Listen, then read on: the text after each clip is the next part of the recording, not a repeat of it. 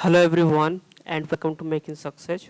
दोस्तों, आप लोग बहुत ज़्यादा इंटरेस्टेड नहीं देख रहे हो जेबी गुप्ता के बुक में, ठीक है। इसलिए हम सोच रहे हैं कि इसको बंद कर दिया जाए। ये मैं वीडियो इसलिए बना रहा हूँ आज की, ताकि देख लेता हूँ कि आप लोग जितने लोग देखते हो यार उतने लोग भी लाइक और कमेंट और शेयर नहीं करते, ठीक है।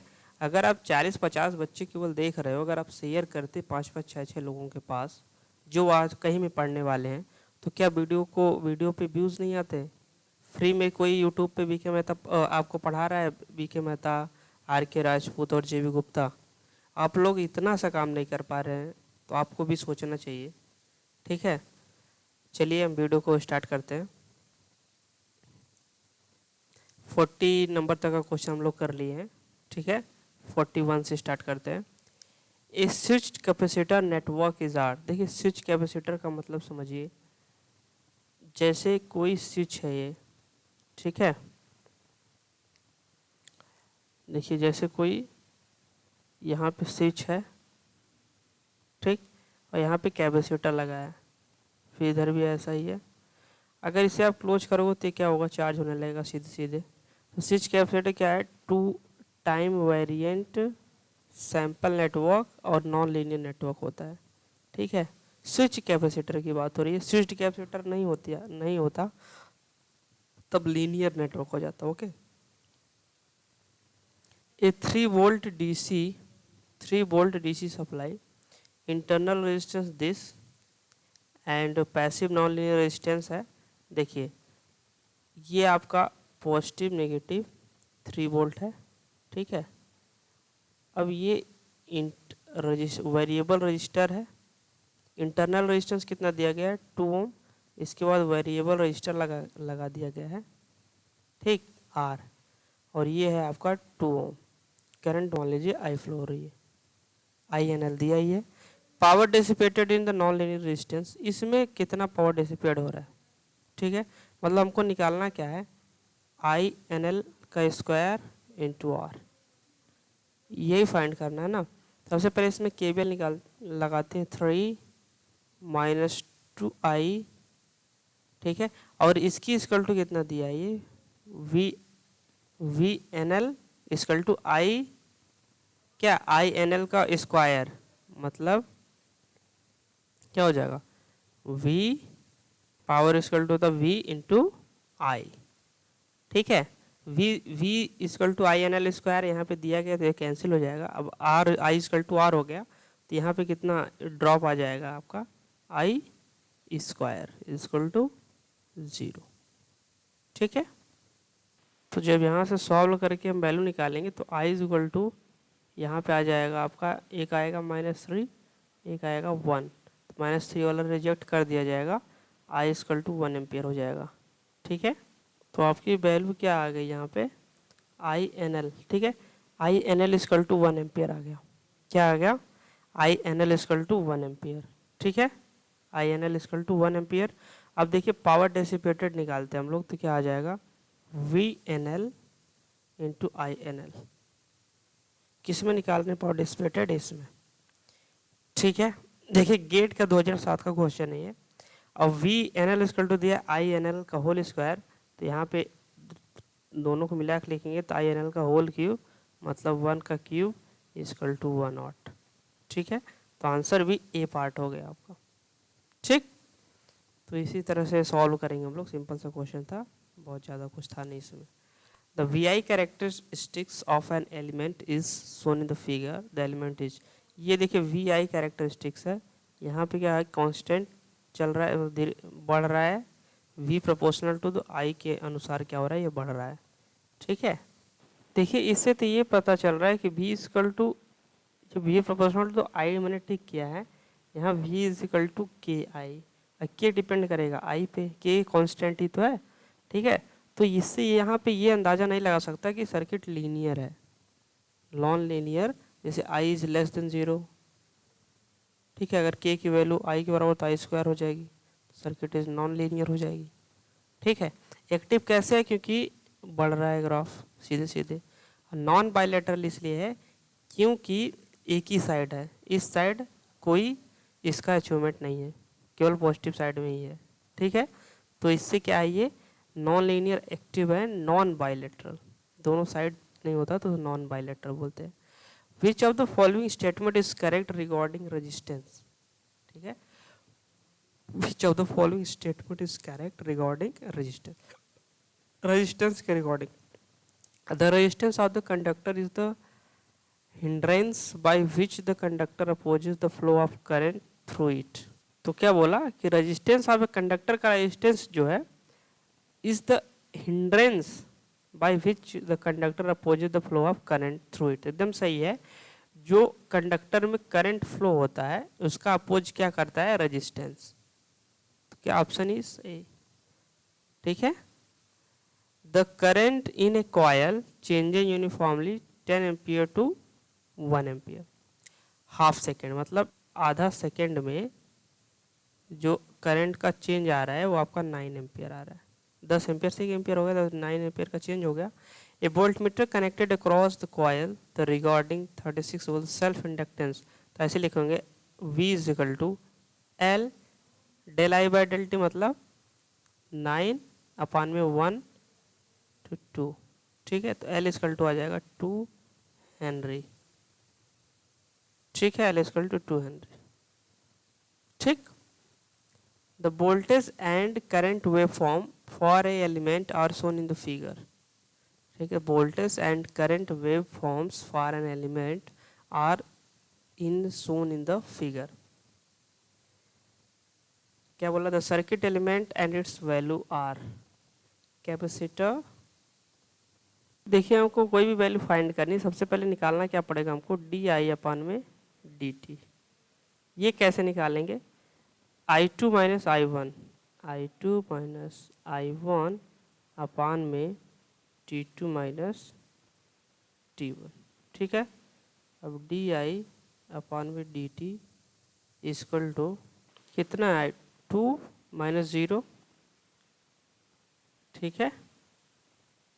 T2 भी आपका 2 माइनस 0 हो जाएगा, T2 माइनस T1 2 माइनस 0। यहाँ पे आंसर आ गया ये 1 एम्पियर पर सेकेंड, ठीक है। V हमको अगर मान लीजिए हमको इंडक्टेंस निकालना, V इज इक्वल टू होता है L डी आई अपान में डी टी, ठीक है। L यहाँ से फाइंड करें तो V अपान में, V इज इक्वल टू कितना है, 2 वोल्ट, ठीक है। तो V अपान में मतलब 2 अपान में D I by D T मस 1 is equal to 2 henry inductor, ठीक है। Which of the following statement associated with the inductor is wrong. अब इंडक्टर के रिकॉर्डिंग कौन सा स्टेटमेंट रॉन्ग है, an inductor is short of short circuit of DC, an inductor is short open circuit of DC. देखिए inductor जो होता है ये आपका इंडक्टर है, ठीक है। ये जो होता है वो एनर्जी को अपने अंदर स्टोर्ड करता है, ठीक है। ये कभी भी लॉस नहीं करता एनर्जी का। और जब इसमें आप डीसी सप्लाई करोगे तो कोई चेंज ही नहीं आएगा, तो कोई L D I by D T उत्पन्न ही नहीं होगा, ठीक है। तो ये like a open circuit behave करेगा। तो ऑप्शन इज बी, ठीक है। Statement first, inductor is not used to realize a lag network, inductor produce time delay and hysteresis loss. देखिए inductor is not realize the lag network, ये तो सही है। Inductor produce time delay and hysteresis loss, क्यों ऐसा क्यों करता है, क्योंकि इंडक्टर जो है आपका बल्कि मतलब साइज में थोड़ा बड़ा होता है, इसलिए ऑप्शन इसका ए टिक करेंगे। दोनों स्टेटमेंट सही है और करेक्ट एक्सप्लेनेशन है से फर्स्ट का सेकंड वाला, ठीक है। Which are the following statement associated with the capacitor is wrong. Capacitor के रिगार्डिंग कौन सा इसमें से रॉन्ग है ये बताना हमको। A capacitor resists the abort change in the voltage across it manner analogous to a V spring resist abrupt change in its displacement। पहला तो सही है लेकिन हमको चूज करना है रॉन्ग, ठीक है। A capacitor resist and abrupt change in current, no current का चेंज इंडक्टर करता है, कैपेसिटर नहीं। तो आंसर इज बी, ठीक है। Consider the following. Energy stored capability of the basic passive element is due to the fact resistance dissipate energy, capacitance है, तो पहला और दूसरा सही है, तो आंसर आपका डी हो जाएगा। इंडक्टेंस भी एनर्जी का स्टोर ही करता है, ठीक है, कभी ये लॉस नहीं करता। तो क्या हो जाएगा 51 D. Constant voltage sources is, constant voltage sources का मतलब जैसे आपका कैपेसिटर हुआ, ठीक है, कैपेसिटर क्या होता है, पैसिव एलिमेंट एंड बाइलेटरल होता है कैपेसिटर। 52 बी। देखिए यहाँ कैपेसिटेंस की बात नहीं हुई है, ठीक है, यहाँ पे वोल्टेज सोर्स की बात हुई है, ठीक है। वोल्टेज सोर्स का मतलब ये आपका एक तरह से पॉजिटिव नेगेटिव है, ये वोल्टेज सोर्स मतलब करंट दे रहा है, मतलब ये एक्टिव एलिमेंट है और यूनिलेटरल है, ठीक है, ध्यान देना है क्वेश्चन पे।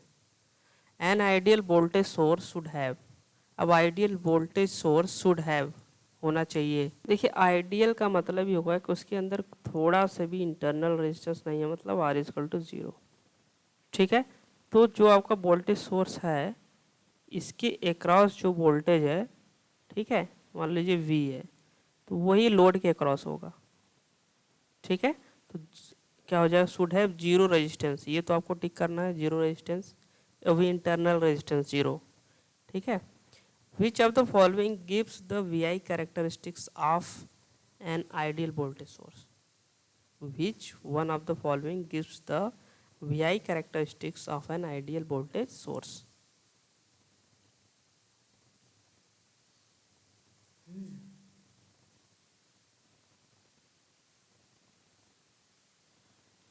आइडियल वोल्टेज सोर्स में आपको ये पता है कि हमारा इंटरनल रेजिस्टेंस होगा 0, ठीक है।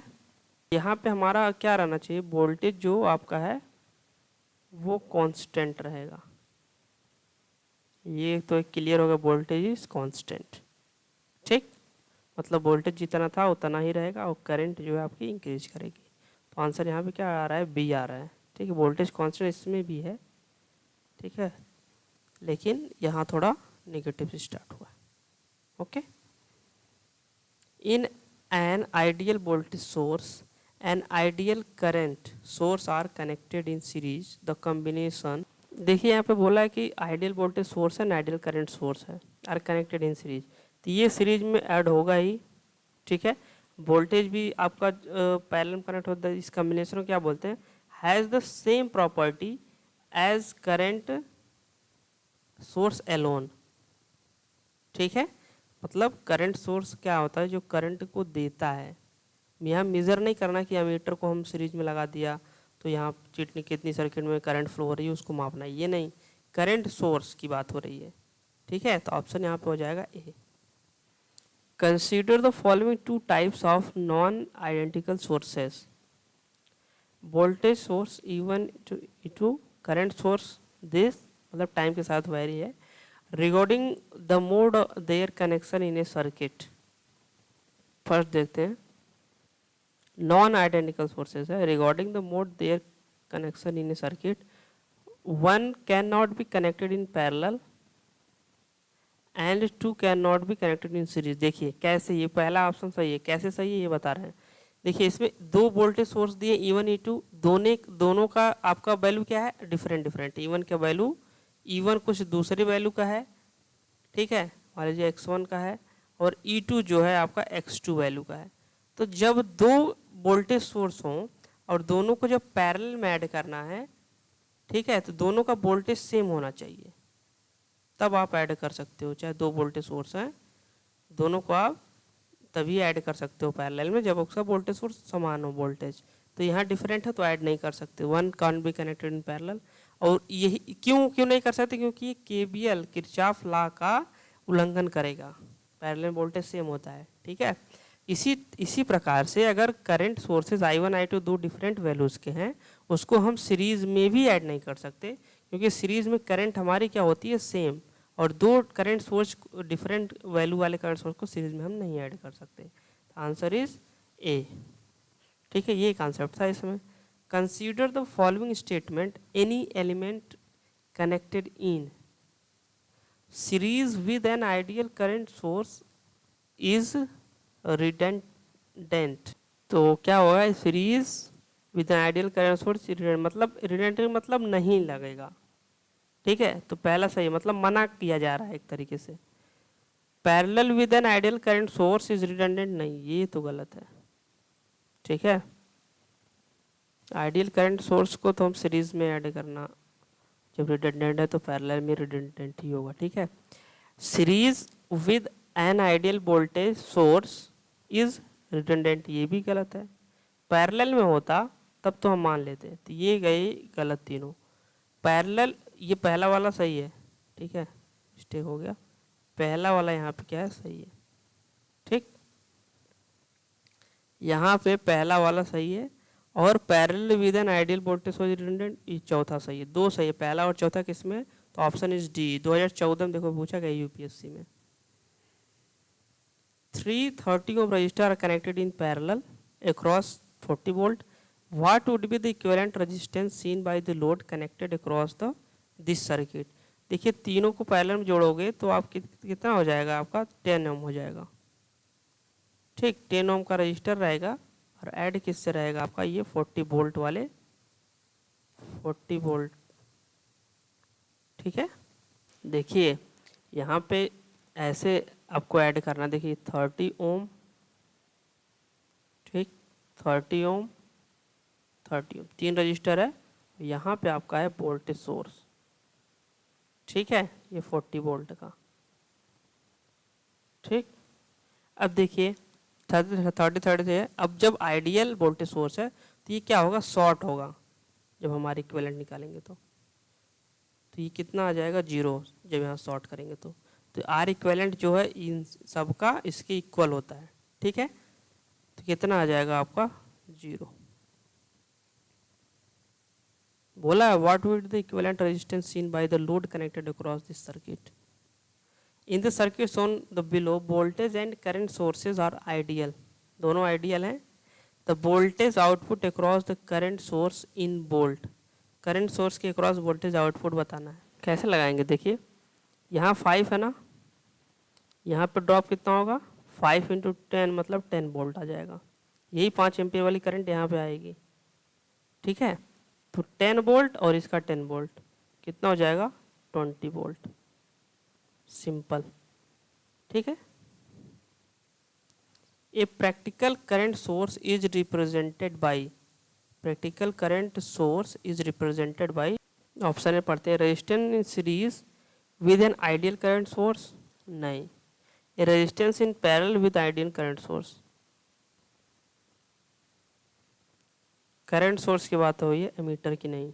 ठीक है, resistance is parallel with an ideal current source. Okay, तो आज की वीडियो में दोस्तों इतना ही, और आप लोग आर के राजपूत बुक को कंप्लीट कर लीजिए। ठीक है, चलिए नेक्स्ट वीडियो में आपसे हम बहुत जल्दी मिलते हैं। Thanks for watching this video, see you next time.